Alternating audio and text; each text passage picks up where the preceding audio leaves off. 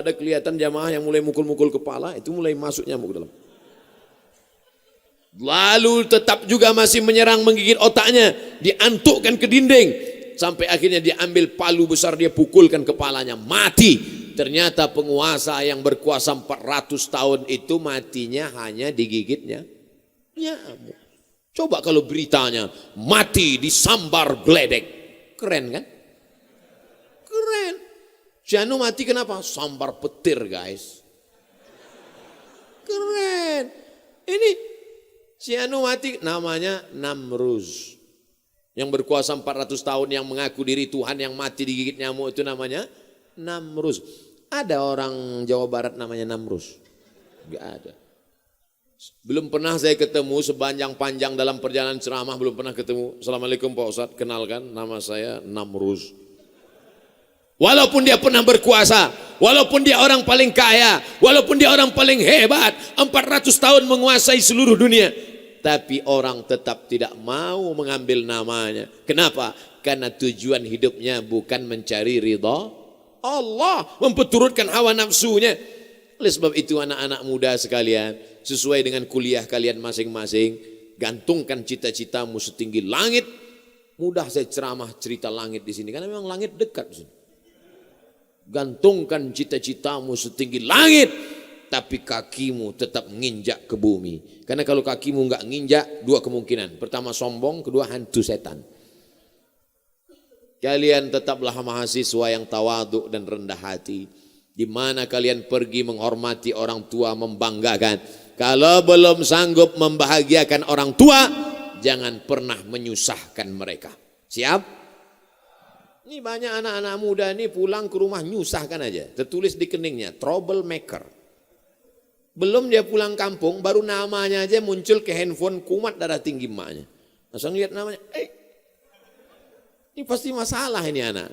Na'udzubillah. Saya kemarin baca berita seorang anak minta siapkan tas sama emaknya. Mak, siapkan tas, saya mau pergi keluar kota. Tiba-tiba emaknya sambil masak, sebentar nak, lambat. Akhirnya dipukulnya kepala emaknya. Saya membaca itu, hampir saya banting HP saya. Untung saya ingat ini HP banyak nomor di dalam.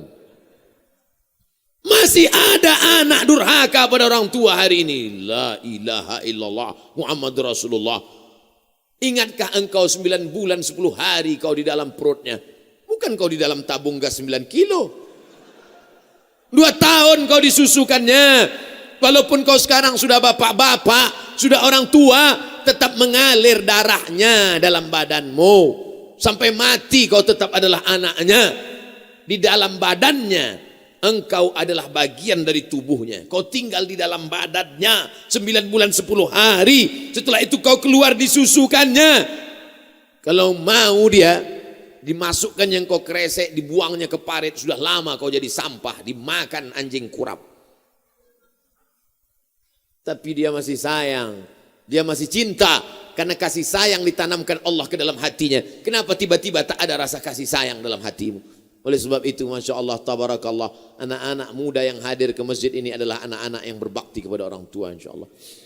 Apa bapak pejabat bisa mencari ridha Allah dengan jabatannya? Bapak-bapak yang kaya bisa mencari ridha Allah dengan kekayaannya. Kalian anak muda, jabatan belum ada, kekayaan masih belum nampak. Apa yang bisa kalian buat? Ridha Allah fi ridhal walidain. Ridha Allah terletak pada ridha orang tua. Wa sukhutullah fi sukhutil walidain. Murka Allah terletak pada murka kedua orang tua. Yang keempat, kita bisa bekerja sama kalau kita tidak sikut menyikut. Kalau mampu jadi imam, maju ke depan. Kalau tidak sanggup jadi imam, siap jadi makmum. Kalau suaramu bagus, kumandangkan azan. Kalau suaramu tak bagus, bersihkan WC. Jangan diletakkan di depan, menendang ke belakang. Diletakkan di belakang, menanduk ke depan. Kalau ada di antara jamaah begitu mentalnya, diletakkan di belakang, nanduk ke depan. Diletakkan di depan, nendang ke belakang. Sabar. Idul Adha. Bismillahirrahmanirrahim, Allahu Akbar. Itu yang sesuai sama dia. Sifat-sifat kebinatangan itu dibuang pada saat hari raya Idul Adha. Semua orang ikut menyaksikan penyembelihan. Perempuan yang selama ini di rumah, waqarna fi buyutikunna, jangan keluar rumah, tetap di rumah. Tapi pada saat menyembelih hewan kurban, Aisyah ikut, Fatimah ikut dengan Sayyidina Ali bersama Sayyidina Hasan, Sayyidina Husain melihat penyembelihan. Makanya kita pun semua datang ke masjid, baik yang ikut motong maupun yang cuma bawa kupon. Semuanya hadir, semuanya ikut megang. Ada yang megang badan sapi, ada yang megang ekornya, ada yang megang telinganya. Banyak sapi itu yang mati bukan karena dipotong tapi stres. Dan banyak sekali yang datang. Saudaraku yang dimuliakan Allah Subhanahu wa taala, apa maknanya? Di badan kita ini ada sifat-sifat kebinatangan. Menanduk ke depan, menendang ke belakang, menyikut ke kiri, menyundul ke atas, menyipak ke bawah. Maka buang sifat-sifat kebinatangan itu. Kita makan kambing, makan sapi, sifat sapi mungkin menurun ke kita. 9 sapi di sebelah, 1 sapi dipotong. Ketika sapi yang dipotong ini meregang nyawa, keluar darahnya, mengerang, minta tolong. 9 sapi yang ada di sebelah cuek sambil makan rumput. Mau mati-matilah. Bukan urusanku. Sifat itu sekarang ada pada diri umat Islam. Mati saudaranya di Uighur, bukan urusan saya. Meninggal syahid saudaranya di India, bukan urusan saya. Saya kan orang Sumatera, saya kan orang Jawa, saya kan orang Sunda, itu orang India. Kami berbeda bangsa, betul. Tapi kita sama-sama la ilaha illallah Muhammadur Rasulullah. Lalu maksud Ustaz apa? Apakah kami perlu meledakkan kedutaan India? Bukan. Bukan itu maksud saya. Tapi kita berusaha menyadarkan umat. Kalau sampai kita tidak peduli kepada keadaan umat, man lam yahtam bi amril muslimin. Siapa yang tak peduli kepada keadaan umat Islam, falaysa minhum, maka dia bukan golongan umat Islam. Lalu kalau bukan golongan umat Islam, kita golongan siapa? Kita insya Allah tetap menjadi umat Muhammad sallallahu alaihi wasallam. Oleh sebab itu kalau tidak sanggup memberikan uang, menjahaza ghazian faqad ghaza, bantu, belikan obatnya, kirim kepada relawan-relawan. Tidak sanggup, paling tidak ad-doa silahul mu'min, doa senjatanya orang beriman. Saya di setiap khutbah Jumat tak pernah lupa saya sampaikan itu di khutbah yang kedua. Allahumma ansuril Islam wal muslimina fi Falastin. Allahumma ansuril Islam wal mujahidin al mustad'afina fi Uighur, fi Rohingya, fil Hind. Fil Hind artinya di India. Tapi saya berdoa berapi-api, jamaah duduk berair-air. Malah selesai dari masjid ngomong bisik ke temannya. Ini nampaknya tadi Jumat kita enggak sah. Kenapa? Enggak ada khutbahnya. La ilaha illallah. Khutbah ada, ente-nya melayang. Saudara yang dimuliakan Allah Subhanahu wa taala, kalau hanya 2 rakaat salat, maka 2 rakaat qabliyah ba'diyah cukup. Kalau hanya 2 rakaat salat, maka 2 rakaat setelah wudu cukup. Salat Jumat bukan sekedar 2 rakaatnya, tapi salat Jumat adalah mendengar khutbah. Saya kalau khutbah itu enggak lebih dari 20 menit. 15 menit khutbah pertama, duduk sejenak, 5 menit khutbah kedua. Kenapa Ustaz khutbah enggak pernah lama-lama? Karena saya merasakan penderitaan salat Jumat yang luar biasa. Makanya jangan selamanya berceramah, jangan selamanya khutbah, sekali-kali juga jadi jamaah. Ustaz hari ini khutbah di mana? Hari ini saya tidak khutbah, saya mau dengar khutbah Jumat. Ternyata mendengar khutbah itu berat. Berat. Maka jangan heran kalau saya jadi khotib itu saya pandang mata saya tajam. Di mana jamaah yang paling berat itu? Saudara kita di Palestina, di pantai di India. Saudara yang dimuliakan Allah Subhanahu wa taala. Ada orang ketika diajak ke masjid, siap kakinya melangkah. Diajak mendengarkan ceramah, siap telinganya mendengar. Diajak iktikaf malam, siap matanya tidak tidur. Diajak membaca Quran, siap lidahnya baca Quran. Tapi ketika diuji dompetnya, disitulah kumat penyakit aslinya. Pelit, bakhil, medit, kedekut. Wow. Ustaz kok tiba-tiba cerita itu? Tuh, kantong sudah mulai berjalan. Ada yang pura-pura enggak ngelihat, pura-pura fokus. Saudara yang dimuliakan Allah Subhanahu wa taala, kalau di kantongmu ada 1.000.000, kau masukkan ke dalam kantong itu 100.000. Di dompetmu ada 1.000.000, kau masukkan dalam kantong itu 100.000. Kau pulang ke rumah, lalu kemudian malaikat maut datang dan kau mati malam ini. Kira-kira yang kau bawa mati yang 100.000 atau yang 900? Saya ulang sekali lagi. Kalau di kantongmu ada dompet isinya 1.000.000, yang 100.000 kau masukkan ke kantong berwarna hijau daun itu, lalu kemudian kau pulang membawa 900.000 di dompetmu, takdir berkata kau mesti mati malam ini selesai maghrib. Apakah yang kau bawa menghadap Allah yang 100.000 apa yang 900? Maka masukkanlah bersama dompet-dompetnya ke dalam. Sudah ku sampaikan ya Allah, bahwa mereka tidak percaya, tengoklah malam nanti. Bapak Ibu yang dimuliakan Allah Subhanahu wa taala, apakah Allah itu tidak mampu? Wa huwal ghaniyul hamid. Allah Maha Kaya lagi Maha terpuji. Apakah Allah itu tidak kuasa? Wa huwal azizul hakim. Dia Maha kuasa lagi Maha bijaksana. Kalau dia Maha kaya, mengapa kita mesti minta sedekah? Intan surullah, kau tolong agama Allah. Oh, kalau begitu Allah perlu ditolong. Allah tidak perlu kau tolong. Kau sedang menolong dirimu sendiri. Karena ketika kau bersedekah, itu bukan untuk Allah, tapi bersedekah untuk persiapan diri. Yang mewakafkan tanah masjid ini, senanglah dia di alam barzah. Kalau hidup dia, hidupnya tenang. Allah menurunkan ketenangan ke dalam hatinya. Huwallazi anzala sakinata fi qulubil mu'minin. Dia yang menurunkan ketenangan ke dalam hati orang beriman. Inna setan qad ya'isa an ya'budahul musallun. Setan sudah putus asa kalau melihat orang sholat. Begitu setan datang ke masjid Multazam, langsung dia masuk dari pintu, enggak baca doa. Setan itu kalau masuk masjid enggak baca doa. Makanya kalau ada bapak ibu tadi yang enggak baca doa, enggak, bukan setan, setengah setan. Kita langkahkan kaki kanan. Allahumma inni as'aluk, Allahumma aftahli abwaaba rahmatik. Saya di mana-mana masjid masuk dengan tegak gagah berdiri. Tapi di masjid Multazam saya mesti menunduk. Pintunya enggak sampai semeter.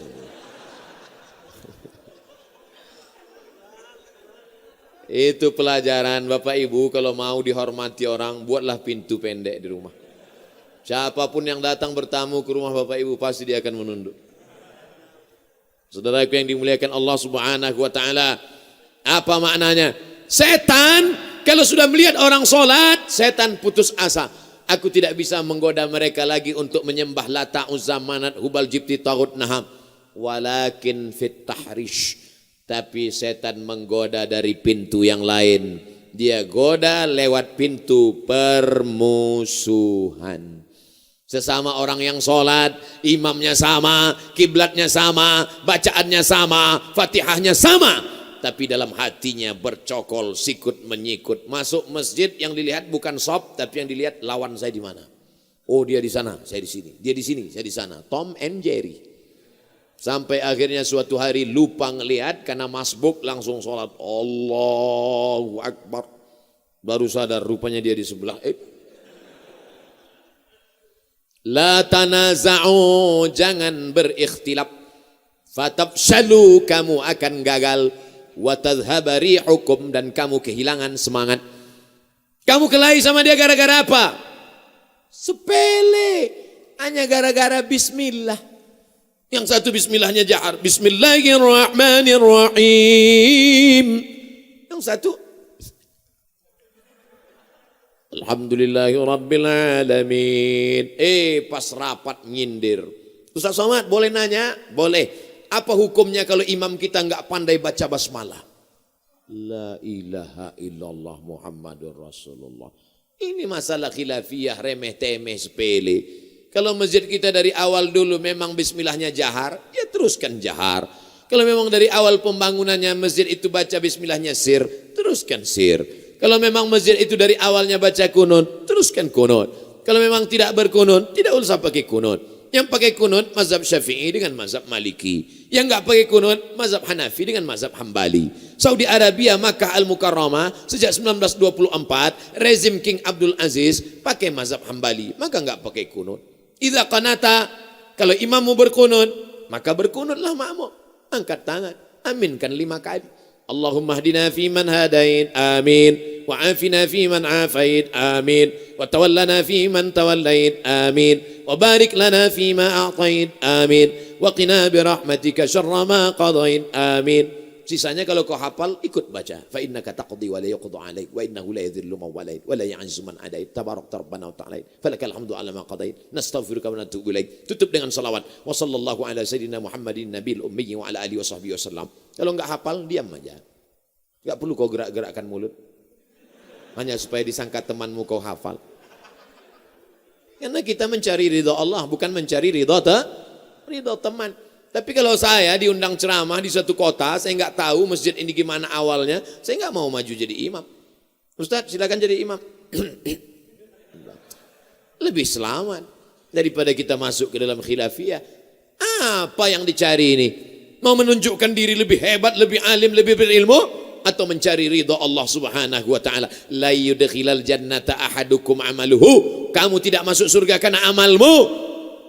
Banyak pun amal kita enggak masuk surga. Engkau masuk surga bukan karena amalmu. Wala ana, aku pun masuk surga bukan karena amalku tuh Rasulullah. Lalu masuk surga karena apa? Illa ayyataghammadani Allahu bi rahmatih. Masuk surga karena ridha dan rahmat Allah. Tapi jangan gara-gara ceramah ini besok adik-adik enggak sholat subuh. Dibangunkan ayah ibunya, enggak sholat nak, langsung bangun. La yudkhilal jannata ahadakum amaluhu. Kamu masuk surga bukan karena amalmu. Tarik selimut lagi. Bismika Allahumma ahya wa amut. Kita tetap sholat subuh berjamaah ke masjid. Tetap hadir pengajian dengan para habaib, alim ulama, guru-guru. Tujuannya untuk mencari ridha dan rahmat Allah. Buka Quran pertama kali yang disebut rahmat. Bismillahirrahmanirrahim. Ada orang mati yang didoakan rahmat. Allahumma ghfir lahu warhamhu. Doa di antara 2 sujud minta rahmat. Rabbil firli warhamni. Ya Allah, berikanlah kami rahmat. Amin. Ada ibu-ibu satu diam aja dia. Ibu enggak minta rahmat. Aku udah dapat kata dia. Rupanya nama suaminya Pak Rahmat. Bapak Ibu yang dimuliakan Allah Subhanahu wa taala.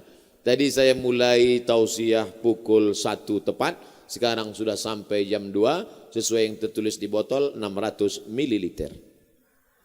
Tapi Ustadz baru sampaikan 4. Yang kelima apa? Kita akan bisa bekerja sama kalau saling mendoakan. Selesai tausiah tanya jawab, habis itu Ustadz Somad pulang. Tidak tahu entah kapan kita akan berjumpa, tapi kita tidak berpisah karena kita tetap bersama dalam doa. Jadi kami doakan Ustaz Somad. Doanya pakai ring 1 ayah ibu. Rabbi fili wali walidayya warhamhuma kama rabbayani shaghira. Ring 2 anak dan istri. Rabbana hablana min azwajina wa dzurriyyatina qurrata a'yuni waj'alna lil muttaqina imama. Ring 3 teman sahabat dan tetangga. Rabbana ighfir lana dzunubana wa li ikhwanina alladziina sabaquna bil iman wa la taj'al fi qulubina ghillan lil ladzina amanu rabbana innaka raufur rahim. Ring 1 udah, ring 2 udah, ring 3 udah. Ustaz Somad ring 4. Matikan Ustaz Somad dalam husnul khatimah. Tak lebih tak kurang daripada itu. Apa ibu yang dimuliakan Allah Subhanahu wa taala. Ustaz enak aja tadi pakai bahasa Arab. Kami enggak hafal bahasa Arab. Doa enggak usah pakai bahasa Arab, pakai bahasa Indonesia. Ya Allah ampunkan ring 1, ring 2 dan ring 3.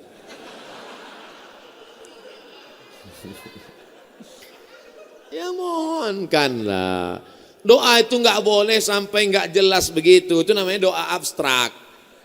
Tapi doa juga enggak terlalu detail. Ya Allah selamatkan blok C nomor 3, nomor 4, nomor 5 saja. Nomor 6 jangan. Pak RT, Pak RW yang kemarin RW sana jangan. Boleh doa enggak boleh dikapling-kapling. Ini banyak anak-anak muda sekarang doa singkat. Doa saya Ustaz singkat padat. Ya Allah rasanya tak perlu kusebutkan satu persatu. Karena ku yakin kau tahu yang ku mau. Apa ini doa?